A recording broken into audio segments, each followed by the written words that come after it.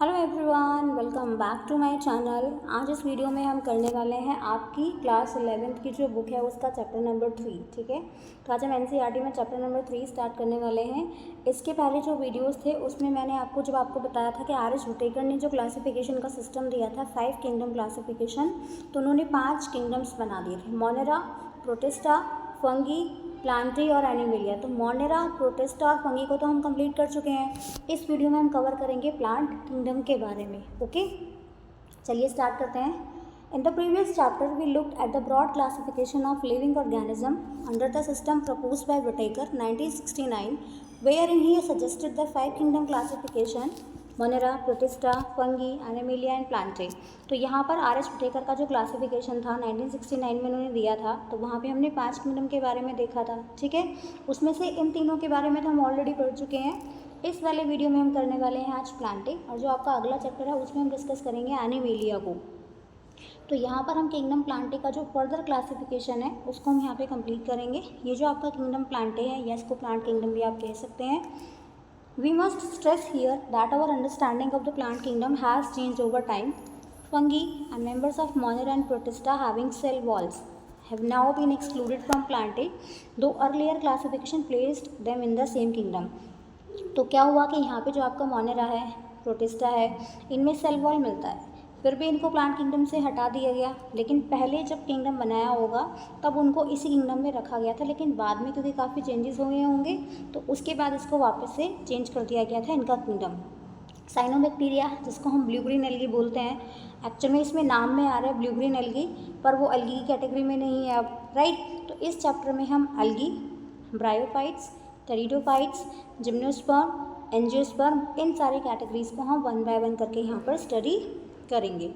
Let us also look at classification within angiosperm to understand some of the concerns that influence the classification system। तो यहाँ पर हम क्या करेंगे, यहाँ पर हम जो एंजियोस्पर्म का क्लासिफिकेशन है उसको भी पढ़ेंगे कि उनमें और क्या फर्दर क्लासिफिकेशन किया गया है। Earlier system of classification used only gross superficial morphological characters such as habit, color, number and shape of leaves। तो पहले जो क्लासिफिकेशन किया गया था उसमें क्या था कि उसमें जो भी मॉर्फोलॉजिकल जो भी कैरेक्टर्स थे, फिजिकल अपीयरेंस में जो कैसे कैरेक्टर्स थे, उनके जो भी उनके ट्रेड्स थे, उनके बेसिस पे क्लासिफिकेशन किया गया था। ठीक है, they were based mainly on vegetative characters और ऑन द एंड्रोशियम स्ट्रक्चर। ये जो आपका क्लासिफिकेशन था वो मेनली किस चीज़ पे डिपेंड था आपका, वेजिटेटिव कैरेक्टर्स कैसे हैं उनके, या फिर आप कह सकते हैं कि उनका एंड्रोशियम स्ट्रक्चर कैसा है जो लिनेरिस ने दिया था। सच सिस्टम्स वर आर्टिफिशियल, ये सिस्टम्स कैसे थे आपके, आर्टिफिशियल्स थे। दे separated the closely related species since they were based on a few characteristics. Also the artificial system gave equal weightage to vegetative and sexual characteristics. This is not acceptable since we know that often the vegetative characters are more easily affected by the environment। तो जो भी classification हुआ आपका उसमें अलग अलग factors को consider किया गया, अलग अलग पैरामीटर्स को यूज़ किया गया। सिस्टम अब जो भी क्लासिफिकेशन था उसमें ऑर्गेनिज्म या प्लांट को जो है, क्योंकि प्लांट पढ़ रहे हैं तो प्लांट की बात ही करेंगे इसमें, तो प्लांट को पहले किसी और कैटेगरी में रखा गया, फिर उसको चेंज कर दिया गया यहाँ पर। तो ये सारी चीज़ें जो भी हो रही थी, तो इसमें क्या था कि वेजिटेटिव कैरेक्टर यूज़ कर लिया है या फिर कोई और कैरेक्टर जो है वो यूज़ कर लिया है, तो ये सारी चीज़ें जो है ठीक तरह से काम नहीं कर पा रहे थे। As against this natural classification systems were develop, क्योंकि ये जो सिस्टम था वो कैसा था, आर्टिफिशियल था। ठीक है, तो इससे हटने के लिए, या हम कह सकते हैं कि इससे जो भी प्रॉब्लम्स आ रहे थे उनको दूर करने के लिए नेचुरल सिस्टम जो था क्लासिफिकेशन का उसको डेवलप किया गया, जो किस चीज़ पर डिपेंड था, ऑर्गेनिजम्स की नेचुरल एफिनिटीज़ पे जो है ये आपका डिपेंड करता था। आप कह सकते हैं जैसे not only the external features, मतलब कि एक्सटर्नल फीचर्स पे डिपेंड नहीं करता था कि मॉर्फोलॉजिकल जो कैरेक्टर्स हैं उन्हीं पर डिपेंड नहीं करता था, but also the internal structures पे भी जो है आपका, या इंटरनल फीचर्स पे, सॉरी स्ट्रक्चर्स नहीं, इंटरनल फीचर्स पे डिपेंड करेगा। जैसे उनका अल्ट्रा स्ट्रक्चर मतलब किसी भी चीज़ का बहुत डिटेल में, बहुत ही माइक्रोस्कोपिक व्यू, उसको अल्ट्रा स्ट्रक्चर कहा जाता है। एनाटॉमी, उनकी इंटरनल स्ट्रक्चर कैसा है, किसी भी ऑर्गेनिज्म, किसी भी प्लांट का स्ट्रक्चर कैसा है। एम्ब्रियोलॉजी में हम क्या करते हैं, स्टडी करते हैं ना किस चीज़ की, एम्ब्रियोज की। फाइटोकेमिस्ट्री में क्या पढ़ते हैं, फाइटोकेमिस्ट्री। ठीक है, तो इसको आप ऐसे याद कर लो कि प्लांट के जो भी केमिकल्स हैं प्लांट के, उनकी जो हम स्टडी करते हैं वो कहाँ पे करते हैं, किस ब्रांच में करते हैं, फाइटोकेमिस्ट्री में करते हैं। Such a classification for flowering plants was given by George Bentham and and Joseph Dalton Hooker. तो ये जो क्लासिफिकेशन था किस चीज़ का, फ्लावरिंग प्लांट्स का, ये किसने दिया था, ये जॉर्ज बेंथम और आपका जोसेफ डाल्टन ने इसको दिया था। आगे स्टडी करते हैं। देखो, at present phylogenetic classification system based on evolutionary relationship between the various organisms are acceptable. This assumes that organism belonging to the same taxa having a common ancestor. अब हम क्या करते हैं, हम जो भी पढ़ते हैं, हम क्या कर रहे हैं, हमने क्या किया, हमने फाइलोजेनेटिक क्लासिफिकेशन सिस्टम जो है हम अब यूज़ कर रहे हैं, ठीक है। तो हम या कह सकते हैं कि ये जो आपका सिस्टम है इसमें क्या होता है, फाइलोजेनेटिक का मतलब क्या होता है कि जो भी आपके ऑर्गेनिज्म है ये एकदम से ऐसे नहीं आए हैं, इनमें क्या होता रहता है, एवोल्यूशन हुआ है, इनमें ग्रेजुअल चेंजेस जो है वो होते रहते हैं ना, कि ऑर्गेनिज्म जो है वो आपस में कैसे एक दूसरे के साथ में रिलेटेड हैं, कैसे उनमें डेवलपमेंट हो रहा है। तो ये सारा हम कहाँ पढ़ते हैं, फाइलोजेनेटिक क्लासिफिकेशन सिस्टम जो है उसमें पढ़ते हैं। इसको एक्सेप्ट कर लिया गया है, ठीक है ना। इसमें जो भी चीज़ें लिखी हैं वो वैलिड है आपकी। This assumes that organism belonging to the same taxa. इसका मतलब क्या है कि ऐसे ऑर्गेनिज्म जो एक ही टेक्सा में है, एक ही कैटेगरीज के हैं, उनके जो एंसेस्टर हैं वो कैसे होंगे, सेम ही रहे होंगे, कॉमन एंसेस्टर रहे होंगे। We now use information from many other sources to help resolve difficulties in classification. These become more important when there is no supporting fossil evidence. तो इसको सॉल्व करने के लिए क्या किया होगा, और भी दूसरे ऐसे फैक्टर यूज़ किए गए होंगे जहाँ से ये ऐसे सोर्स यूज़ किए गए होंगे कि जिससे कि हम जो भी क्लासिफिकेशन में जो भी डिफ़िकल्टीज आ रही है उनको सॉर्ट आउट किया जा सके। तो ये बहुत ज़रूरी हो जाता था इस चीज़ के लिए, इन सब चीज़ों को ठीक करने के लिए, क्योंकि हमारे पास में कोई ऐसा फॉसिल तो एविडेंस कुछ भी नहीं था, कोई रिमेन्स नहीं था इनका, है ना। तो जिसकी वजह से हम इनके बारे में अच्छे से पता लगा सकते थे। Numerical taxonomy which is now easily carried out using computer is based on all observable characteristics. तो अब क्या यूज़ किया जा रहा है आपका, न्यूमेरिकल टेक्सोनॉमी। न्यूमेरिकल टेक्सोनॉमी क्या होती है आपकी, कि जो भी आपके ऑर्गेनिज्म है उनकी जो भी स्टडी हो रही है उनको कैसे क्लासीफाइड किया गया है, वो हम किस चीज़ पर डिपेंड करें, न्यूमेरिकल डाटा पे, एल्गोरिदम्स वगैरह पे डिपेंड करता है आपका ये। Number and code are assign to all the characters and the data are then processed. जो भी कैरेक्टर्स हैं जिनको स्टडी कर रहे हैं उनको कोई कोड दे देना, उनको कोई नंबर असाइन कर देना, फिर उस डेटा को प्रोसेस किया जाना। In this way each character is given equal importance and at the same time hundreds of character can be considered. तो इस तरह से क्या होगा, मान लो किसी में अगर 10 कैरेक्टर भी हैं, 10 कैरेक्टर्स को अलग अलग नंबर दिया गया, सबको इक्वल इंपॉर्टेंट माना है यहाँ पर, है ना। और एक साथ में हम काफ़ी सारे कैरेक्टर्स की स्टडी जो है वो यहाँ पर कर पा रहे हैं। साइटोटेक्सोनॉमी की बात करें, that is based on psychological information like chromosome number, structure, behavior. Chemotaxonomy that uses the chemical constituent of the plant to resolve confusions are also used by taxonomists these days. तो cytotaxonomy में क्या करते हैं, cyto मतलब cell, ठीक है। तो cellular जो भी ऑर्गेनाइजेशन है किसी ऑर्गेनिज्म का, प्लांट का स्पेशली, है ना, तो उसके बारे में जो हम स्टडी करते हैं वो साइटोटैक्सोनॉमी में करते हैं। तो यहाँ पर कि क्रोमोसोम का नंबर क्या है, स्ट्रक्चर कैसा है, कैसे वो बिहेव करते हैं, या फिर आप कह सकते हैं कीमोटेक्सोनॉमी में क्या होता है कि जो भी आपके प्लांट्स के थ्रू जो भी रिलीज हो रहे हैं आपके जो केमिकल्स हैं उनका कॉन्स्टिट्यूएंट कैसा है। तो ये सारी चीज़ें यूज़ की गई थी इन कन्फ्यूजन्स को दूर करने के लिए, हमें किसको किस कैटेगरी में रखना है, कैसे अरेंज करना है। तो टेक्सोनॉमिस्ट जो है आजकल वो ये वाला मेथड जो है वो यूज़ कर रहे हैं। तो पहला वाला जो हमारा क्लासिफिकेशन जो हमने इनको किया, तो पहला वाला आया हमारे पास एल्गी, ठीक है। एल्गी के बारे में स्टडी करते हैं।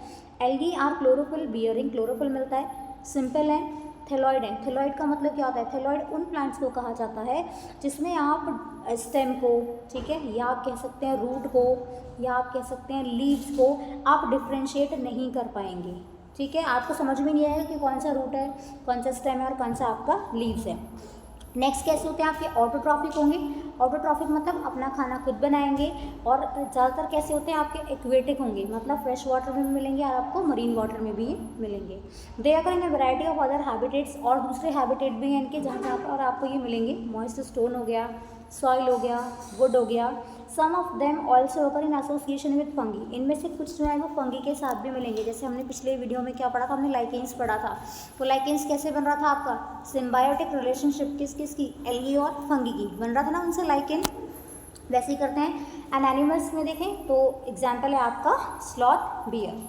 नेक्स्ट है आपका फॉर्म एंड साइज जो है एल्गी का वो आपको अलग अलग मिल सकता है। कॉलोनियल फॉर्म ग्रुपिंग से मिल सकते हैं, जैसे वॉलवॉक्स से आपका।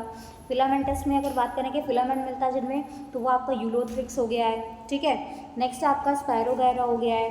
Few of the marine form such as kelp form massive plant bodies. Kelp जो है वो आपका एक और आपका एल्गी का टाइप है, ठीक है ना। और ये इसकी मैं आपको फोटो दिखा देती हूँ, ये बहुत ज़्यादा क्वांटिटी में जो है आपको मिल जाता है। मेरीन है आपका ये, इसकी फ़ोटो देख लीजिए। ये जो पिक्चर है आपका यहाँ पर, ये है आपका कैल्प्स। देखो कितना सारा नंबर, कितने सारे नंबर में है ना आपका ये, तो ये है आपका कैल्प्स। आगे स्टडी कर। नेक्स्ट है आपका एल्गी जो है वो आपका कौन सा मोड ऑफ रिप्रोडक्शन का मेथड जो है उसको यूज़ कर रहा है, आप कह सकते हैं vegetative, asexual and sexual method use करता है। वेजिटेटिव रिप्रोडक्शन किसके थ्रू होगा, फ्रेगमेंटेशन के थ्रू होगा। हर एक जो फ्रेगमेंट है आपका वो अलग अलग थैलिस में जो है आपका वो डेवलप हो जाएगा। एसेक्सुअल रिप्रोडक्शन की अगर बात करें तो इसमें क्या हो जाएगा आपका production of different types of spore, spore formation से होगा ये। मोस्ट कॉमन कौन सा है इसमें, ज़ूस्पोर दिया गया है। दे आर फ्लैजिलेटेड, फ्लैजुला मिलता है इनमें जो कि मूवेबल होता है। एंड ऑन जर्मिनेशन, जब जर्मिनेट कर जाएगा तो ये नए प्लांट्स जो हैं वो आपके बन जाएंगे। सेक्सुअल रिप्रोडक्शन की अगर बात करें तो ये किसकी वजह से होगा, आपको पता है कि सेक्सुअल रिप्रोडक्शन में क्या होगा, दो आपके जो सेल्स हैं या दो गैमेट्स जो हैं आपके उनके फ्यूजन से होगा। ये गैमेट्स कैसे हो सकते हैं आपके, फ्लैजिलेटेड भी हो सकते हैं, साइज में सिमिलर भी हो सकते हैं, जैसे आपका यूलोथ्रिक्स। और नॉन फ्लैजिलेटेड की अगर बात करें या नॉन मोटाइल की बात करें हम, है ना, तो अगर वो सेम होते हैं साइज में जैसे स्पाइरो वगैरह में मिलता है आपका, तो ये जो रिप्रोडक्शन है इसको बोला जाता है आइसोगेमस। आइसोगेमस का आइसो का मतलब ही क्या है, सेम, तो सेम गैमेट्स से आप याद रखोगे आइसोगेमस। अगर हम बात करें दो गैमेट्स के फ्यूजन से मिलकर बन रहा है और उनका साइज कैसा है, डिसिमिलर है, अलग अलग है, जैसे यूडोरिना हो गया आपका, तो इसको बोला जाता है एनिसोगेमस। अगर हम बात करें फ्यूज़न हो रहा है एक बड़े नॉन मोटाइल फीमेल गैमेट का किसके साथ में, एक छोटे स्मॉल मोटाइल मेल गैमेट के साथ में, तो उसको कहा जाता है oogamous, जैसा आपका वॉल्वॉक्स और फ्यूकस का एग्जाम्पल है। ठीक है, देखो यहाँ पे कुछ डायग्राम्स दिए गए हैं आपको, ये आप डायग्राम देख लो यहाँ पर कौन कौन से डायग्राम है आपके। ग्रीन एल्गी है, ब्राउन एल्गी है, रेड एल्गी, इनको भी हम वन बाय वन करके पढ़ेंगे। यहाँ पे एग्जाम्पल है वॉल्वॉक्स हो गया आपका, यूलोथ्रिक्स हो गया, इनके सामने सामने जो इनके एग्जाम्पल्स लिखे हुए हैं। आगे देखते हैं इसको। एल्गी जो है वो हमारे लिए यूज़फुल भी है, ठीक है ना। At least half of the total CO2 carbon dioxide fixation on earth is carried out by algae.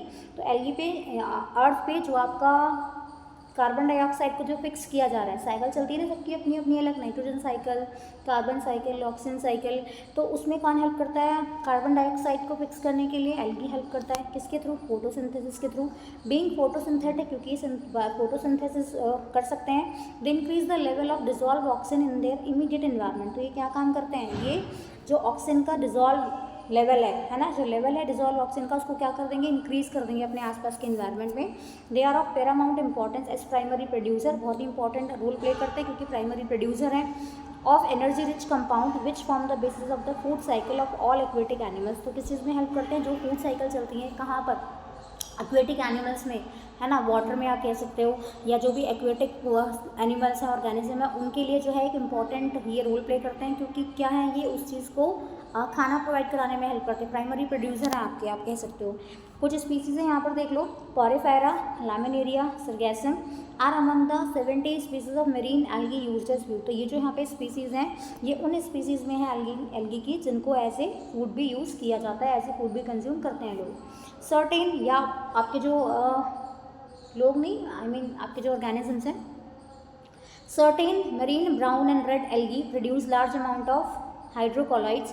अब आपके जो ब्राउन और रेड एल्गी हैं वो क्या प्रोड्यूस करते हैं, हाइड्रोकोलाइड। हाइड्रोकोलाइड मतलब वाटर होल्डिंग सब्सटेंसेस। एग्जाम्पल दिया है यहाँ पे एल्गिन, एक ब्राउन एल्गी है, कैरेगिन रेड एल्गी है, which are use commercially, commercial तौर पे इसको यूज़ किया जाएगा agar one of the commercial product obtain from Gelidium और गैलिडियम ग्रासिलेरिया, इनको जो है माइक्रोब को ग्रो करने में हेल्प करते हैं ये, या फिर आप कह सकते हैं कि आइसक्रीम के प्रिपरेशन में और जेलीज में भी इनका यूज़ किया जाएगा।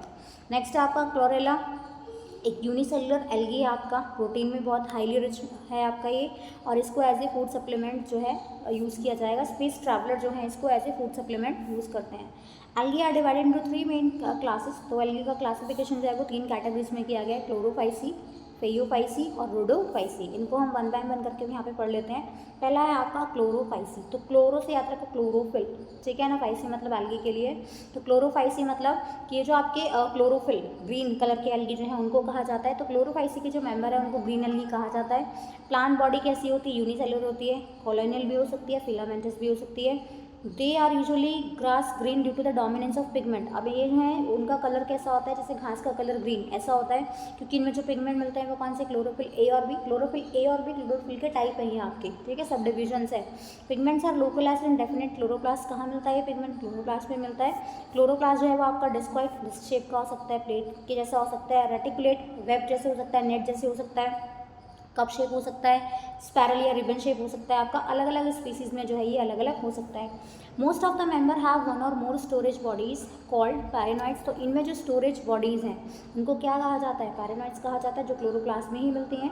पैरानॉइड्स के अंदर क्या मिलता है, प्रोटीन मिलता है, स्टार्च भी मिलता है, प्रोटीन भी मिलता है। कुछ एल्गी जो है वो क्या करते हैं, may store food in the form of oil droplets, oil droplets की फॉर्म में ये खाना स्टोर कर लेते हैं। ग्रीन एल्गी के अंदर क्या मिलता है, इनकी जो सेल वॉल है वो रिजिड है, made of an inner layer of cellulose, किस चीज़ की बनी होगी, सेल्यूलोज की बनी होगी। 2 लेयर मिलती हैं इसमें, ठीक है ना, और अंदर वाली जो लेयर है वो सेल्यूलोज की बनी हुई है, जो आउटर लेयर है वो आपकी पेक्टोस की बनी है। वेजिटेटिव रिप्रोडक्शन किसके थ्रू होगा, इसमें फ्रेगमेंटेशन के थ्रू होगा। Asexual reproduction is by flagellated zoospore के थ्रू होगा, produced in zoosporangia. Sexual reproduction shows considerable variation in the type and formation of sex cells and it may be isogamous. तो इसमें क्या हो जाएगा, आपका जो सेल है वो कैसी होंगी, आइसोगेमस होंगी, इसमें सेम होंगी। एनिसोगेमस भी हो सकती हैं और oogamous भी हो सकते हैं। कॉमनली फाउंड ग्रीन एल्गी के एग्जाम्पल कौन कौन से हैं, आपका वॉल्वक्स याद कर लो, ठीक है, आसान सा आपको याद रहेगा, स्पैरो वगैरह याद कर लो, ठीक है, और आपका यूलोथ्रिक्स इसमें से हम याद कर सकते हैं। फेयोफाइसी की बात करें तो फेयोफाइसी का मतलब क्या है, ब्राउन एल्गी। तो मेंबर जो है इसके वो कैसे हैं, ब्राउन एल्गी हैं और मेराइन हैबिटेट में आपको मिलेंगे। इनमें भी अलग अलग वेरिएशंस मिल सकता है आपको साइज़ में और फॉर्म में। ब्रांच हो सकते हैं, फिलामेंटस हो सकते हैं आपका, जैसे एक्टोकार्पस हो गया है, और जैसे कैल्पा भी मैंने देखा था ना, पिक्चर देखी थी, उसके जैसे ही ब्रांच स्ट्रक्चर मिलता है इनको, उनकी हाइट जो है वो लगभग 100 मीटर तक भी जा सकती है। दे हैव क्लोरोफिल मिलता है इसमें, AC। कैरोटिनाइड्स होते हैं आपके, ठीक है, ज़ैंथोफिल्स होते हैं आपके। इनका कलर जो है वो वेरी कर सकता है, ऑलिव ग्रीन से लेके अलग अलग शेड्स मिलता है ब्राउन का, कोई डार्क ब्राउन, लाइट ब्राउन। किस चीज़ पर डिपेंड करता है कि उनमें ज़ैंथोफिल का पिगमेंट कितना है, जितना उनमें पिगमेंट होगा उसके अकॉर्डिंग कलर जो है वो आपको मिलेगा। प्रेजेंट इन देम फूड कैसे स्टोर होगा, इसमें कार्बोहाइड्रेट की फॉर्म में स्टोर होगा, ठीक है, या आप कह सकते हैं कि विच में भी इन द फॉर्म ऑफ लेमिनेरिन और मैनिटॉल की फॉर्म में भी आपका स्टोर हो सकता है। वेजिटेटिव सेल्स जो हैं उनमें सेलुलोज की बनी हुई सेल वॉल होगी और covered on the outside by gelatinous coating of algin. तो एल्गिन की एक लेयर होगी इसमें, ठीक है ना, प्रोटेक्टिव लेयर होगी इसमें। Protoplast contains in addition to plastid centrally located vacuole and nucleus. Protoplasm के साथ साथ क्या होगा, इसमें आपका एक वैक्यूल भी मिलेगा आपको, प्लास्टिड के साथ में क्या मिलेगा आपको, वैक्यूल भी मिलेगा और न्यूक्लियस भी मिलेगा। प्लांट बॉडी जो है वो जनरली जो है आपकी सबस्ट्रेटम, ठीक है, सबस्ट्रेटम मतलब कि आपका जो बेस है बिल्कुल वहाँ से आपको मिलेगा, उसी से कनेक्ट होगा, या उसको होल्ड पास कहा जाता है। स्टॉक होगा जिसको स्टाइपी कहा जाता है, और एक लीफ लाइक स्ट्रक्चर होगा जिसको कहा जाता है फ्रॉन्ट। इसकी भी मैं आपको इमेज दिखा देती हूँ, आपको क्लियर हो जाएगा। ये देखो पिक्चर, ठीक है ना, यहाँ से कनेक्ट है, ये तो हो गया आपका होल्ड फास्ट, ठीक है, ये जो स्टेम जैसा है ये हो गया स्टाइपी, और ये जो लीफ लाइक स्ट्रक्चर है ये क्या हो गया आपका front. Vegetative reproduction take place by fragmentation, fragmentation से इसमें रिप्रोडक्शन होगा। Asexual reproduction in most brown algae is by flagellated. कैसा होगा, ब्राउन एल्गी में जो एसेक्सुअल रिप्रोडक्शन होगा वो किसके थ्रू होगा, बाय फ्लैजिलेट, ज़ूस्पोर की वजह से होगा। That are pear shaped and have 2 unequal laterally attached flagella. Pear shape होंगे ये आपके, और इसमें 2 फ्लैजिला होंगे जो कि अनइक्वल होंगे, ठीक है, 1 लॉन्ग और 1 शॉर्ट हो सकता है इसमें। नेक्स्ट है आपका सेक्सुअल रिप्रोडक्शन में भी आइसोगेमस, एनिसोगेमस, oogamous। जो मोड ऑफ रिप्रोडक्शन है वो कैसा होगा, आइसोगेमस होगा, एनिसोगेमस हो सकता है, oogamous हो सकता है, मतलब सेम गैमेट्स में हो सकता है, डिसिमिलर गैमेट्स में हो सकता है। एक बड़ा सेल फीमेल का जो है वो बड़ा सेल, और जो आपका मेल सेल है वो छोटा, ऐसे भी जो है इनका फ्यूजन हो सकता है। यूनियन ऑफ गैमेट में टेक प्लेस इन वाटर और विद इन द ओगोनियम या oogamous स्पीसीज आप कह सकते हैं इनको, वाटर में भी हो सकता है, जो आपका ओजोनियम या oogamous स्पीसीज है उनमें भी हो सकता है।